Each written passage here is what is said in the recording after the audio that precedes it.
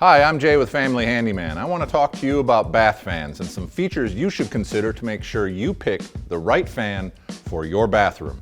Let's get started. So the first thing you need to think about when replacing a bath fan is how much air you need to move.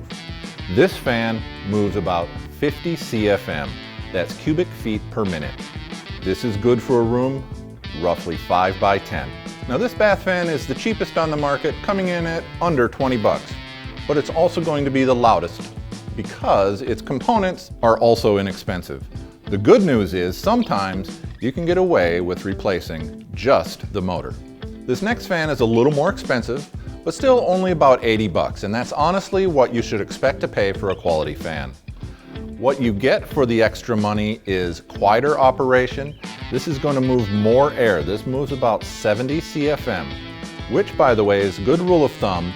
Match your CFM rating to the square footage of your room and you'll be in good shape. This also comes with a Bluetooth speaker, so you can hook it up to your mobile device and listen to your favorite music while you shower. Now this next fan from Brown is called the Surface Shield, and it comes in at around 200 bucks. But for that extra money, it comes with some pretty cool features. It moves about 110 CFM, and it's quiet. It's rated at 1 SON, which is about as loud as your refrigerator. But the coolest feature about this fan is the light. And while it can be a night light, it also emits UVC, which will kill mold and bacteria. That's pretty awesome.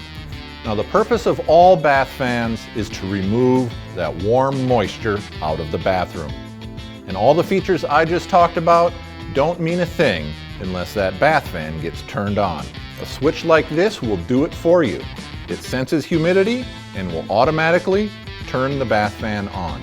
Which brings me to my next point, how the bath fan is vented. It's important that the ductwork does not go straight into the attic or out into the vented soffit.